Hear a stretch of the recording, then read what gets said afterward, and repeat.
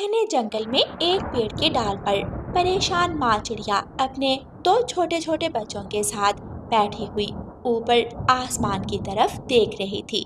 काले बादल आसमान पर शोर मचा रहे थे। बादलों की गरज से चिड़िया के बच्चे डर रहे थे। माँ, बारिश शुरू होने वाली है। हम कहाँ जाएंगे? हमारा तो घर भी नहीं है। माँ, क्या हम इस बार की बारिश में मर जाएंगे? माँ चिड़िया अपने दोनों बच्चों को अपने पंखों में समेट लेती है। आपकी माँ अभी जिंदा है मेरे बच्चों।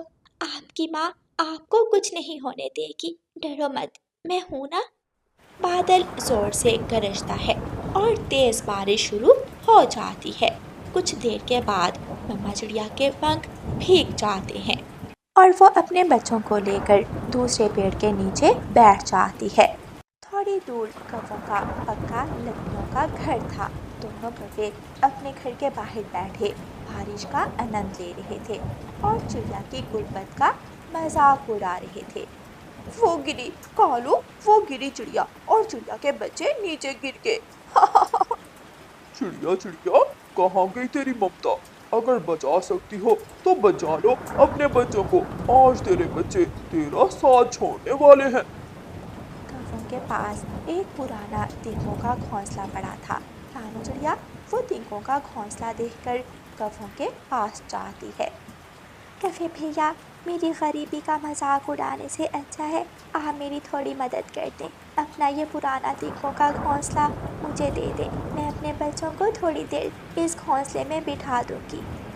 ना ना, ये पुराना घोंसला तो मेरी सास की निशानी है। मैं ये घोंसला तुम्हें नहीं दूंगी। तेरे बच्चे ऐसे ही बारिश में भीगते रहेंगे। गुड़िया की नजर पीछे झाड़ियों में जाती है। एक काली बिल्ली दोनों बच्चों को घूर रही थी। गुड़िया शोर मचाती है। मम्मा मम्मा, काली बिल्ली आ गई।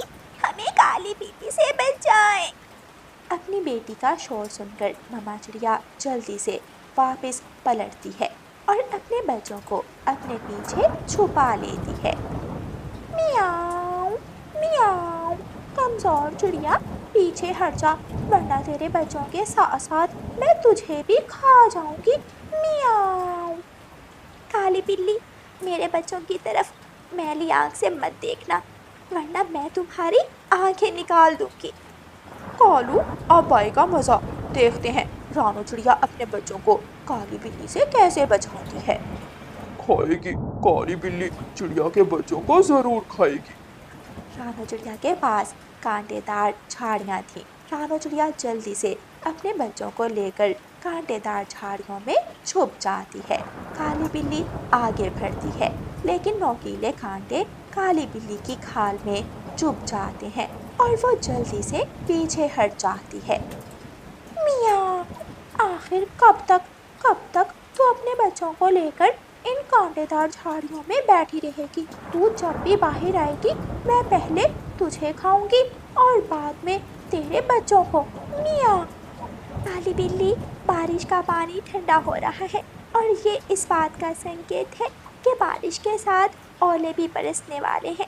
अगर जान की खैर चाहती हो तो अपने घर चली जाओ। चिड़िया की बात सुनकर काली बिल्ली डर जाती है और वहां से भाग जाती है। रानू चिड़िया सुख का सांस लेती है।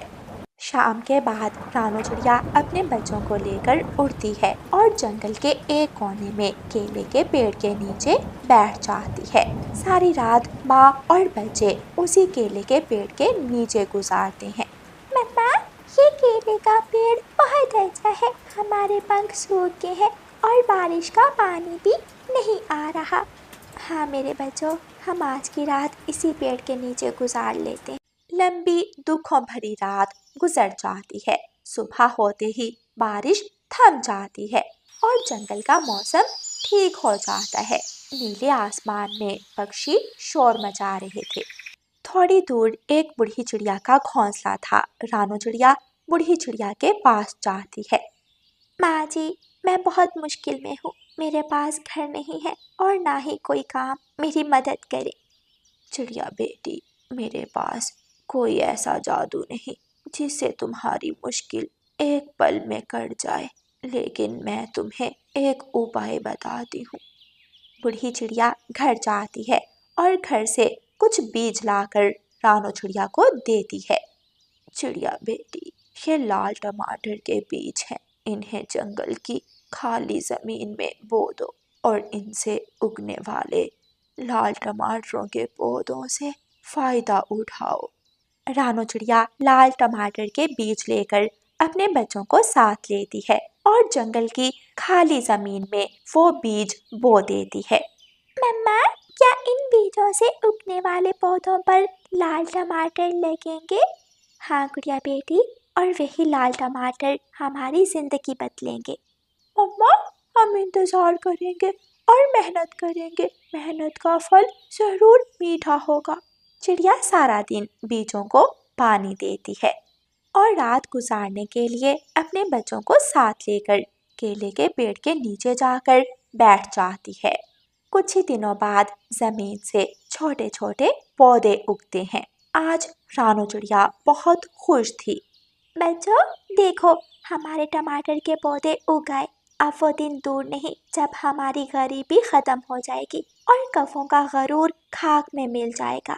मम्मा चिड़िया जंगल जाती, डाल डाल पेड़ पेड़ घूमती और अपने बच्चों को दाना लाकर खिलाती। कुछ ही दिनों के इंतजार के बाद छोटे पौधों पर लाल टमाटर लग जाते हैं। रानो चिड़िया बहुत खुश होती है। रानो चिड़िया लाल टमाटर तोड़कर बोरियों में भरती है और अपने बच्चों को साथ लेकर मंडी बेचने चली जाती है। रानो चिड़िया और उसके बच्चे रास्ते में जा रहे थे और अपने बच्चों को साथ लेकर मंडी बेचने चली जाती है। रानो चिड़िया और उसके बच्चे रास्ते में जा रहे थे कि एक बूढ़ा पेड़ उन्हें आवाज देता है। चिड़िया चिड़िया, मैं मुश्किल में हूँ, मेरी मदद करो वरना मैं मर जाऊंगा। रानो चिड़िया जल्दी से उस पेड़ के पास जाती है। वो अपने टमाटरों की बोरी एक तरफ रखती है और पेड़ से पूछती है, पेड़ भैया, मैं आपकी क्या मदद कर सकती हूँ? बताएं, जो हो सका मैं जरूर करूँगी। मुझे पानी की सख्त जरूरत है। अगर मुझे पानी ना मिला तो मैं मर जाऊंगा। लेकिन पेड़ भैया, मेरे पास ना तो मटका है और ना ही कोई बर्तन, मैं पानी कैसे लाऊं? जंगल में काले कौवे रहते हैं, उनके घर में मटका है। चिड़िया, कौवों से मटका ले लो और मेरे लिए पानी ले आओ। बच्चों, आप इस पेड़ के पास बैठे और मैं अभी पेड़ भाई के लिए पानी लेकर आती हूँ। क्या तेरे बच्चे अभी तक जिंदा है? हाँ गौरी कवि, मेरे बच्चे ठीक हैं और मैं भी ठीक हूँ। चिंता ना करो, मेरी गरीबी दूर होने ही वाली है। तो फिर हमें क्या बताने आई हो? चलो भाग जाओ यहाँ से। कवि भैया, आपके घर में एक मटका है, आप मुझे वो मटका दे दें ताकि मैं सूखे पेड़ को पानी दे सकूं। नहीं, मैं तुम्हें अपना मटका नहीं दूंगा। अगर तूने मेरा मटका तोड़ दिया तो मैं नया मटका कहाँ से लूंगा? जाओ, भाग जाओ। रानो चिड़िया हिम्मत नहीं हारती। वो उड़ती है और खेत में किसान के पास जाती है। किसान किसान, मुझे एक पेड़ को पानी देना है, वो पेड़ सूख रहा है, आप मुझे अपना मटका दे दें। चिड़िया रानी, मेरे पास मिट्टी का मटका तो नहीं है, लेकिन एक प्लास्टिक का कूलर जरूर है। आप वो ले जाएं और अपने दोस्त पेड़ को पानी दें। रानो चिड़िया खुश हो जाती है और किसान से पानी का कूलर लेकर पेड़ के पास जाती है।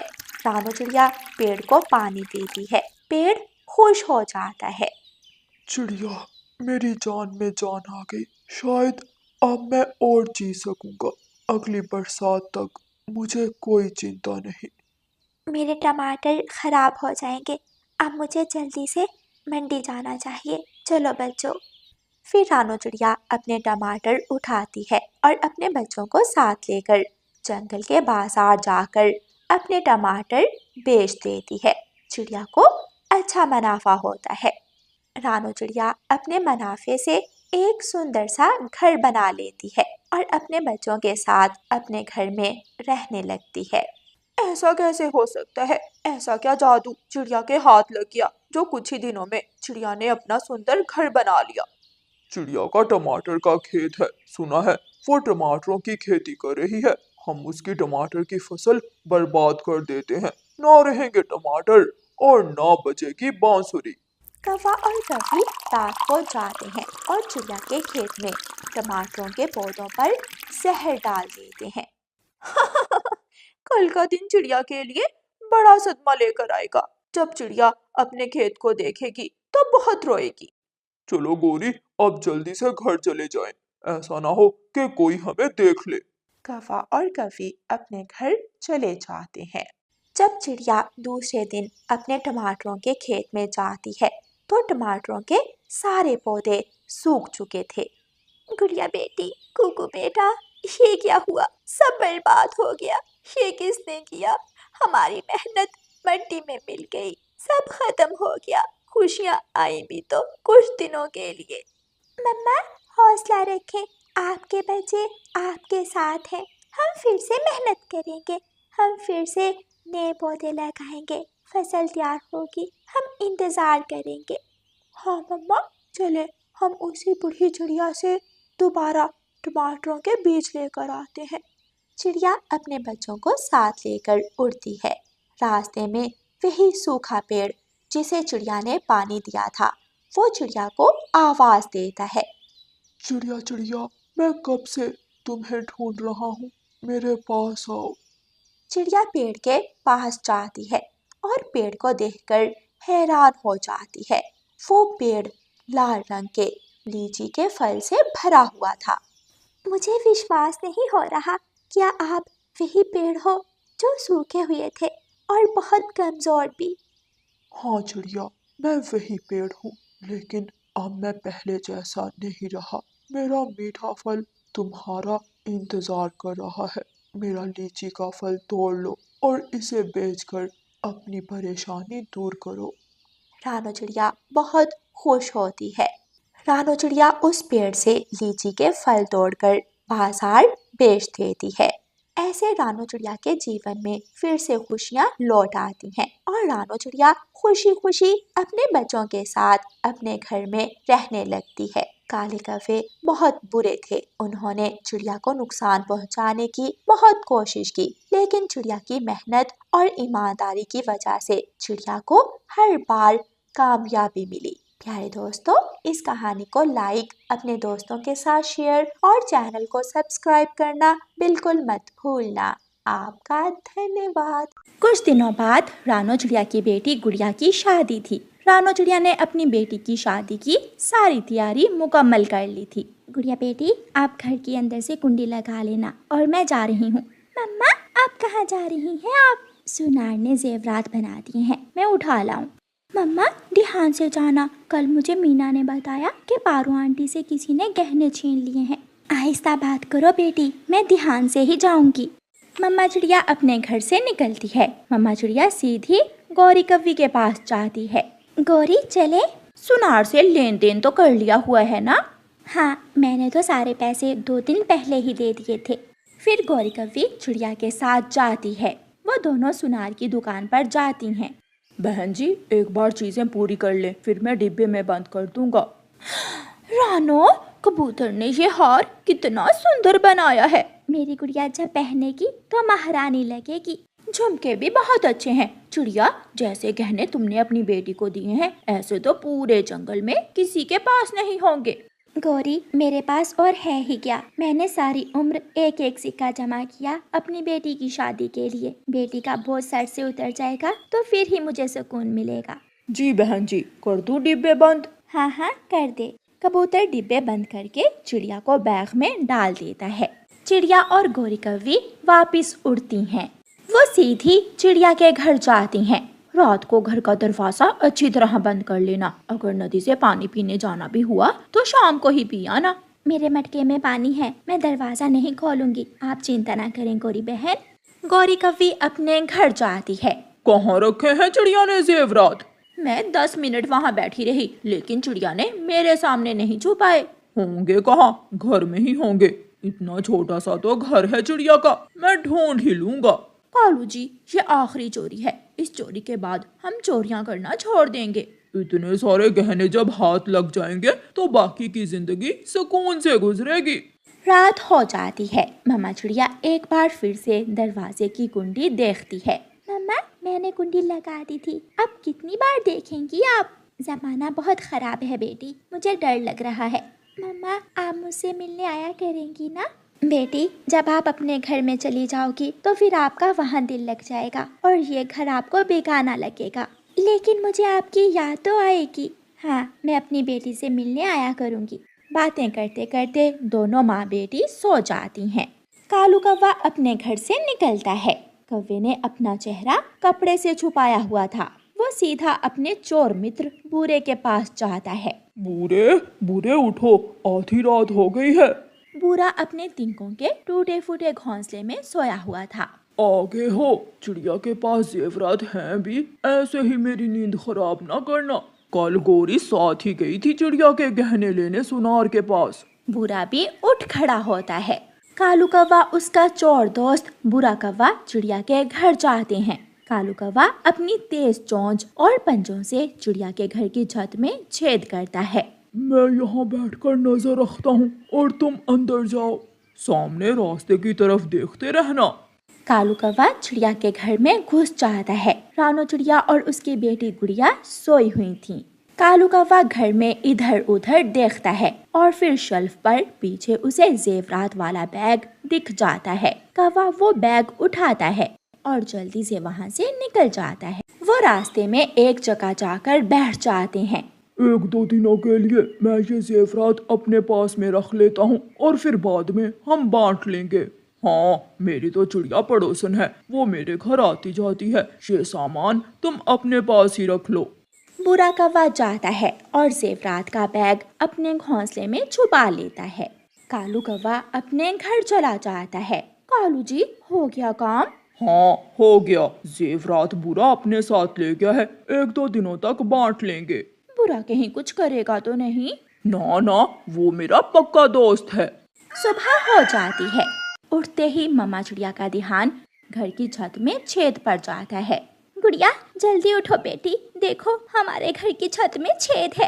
मम्मा, शेल्फ पर दाने भी बिखरे हुए हैं। गुड़िया बेटी, जेवरात का बैग यहाँ से आपने उठाया था?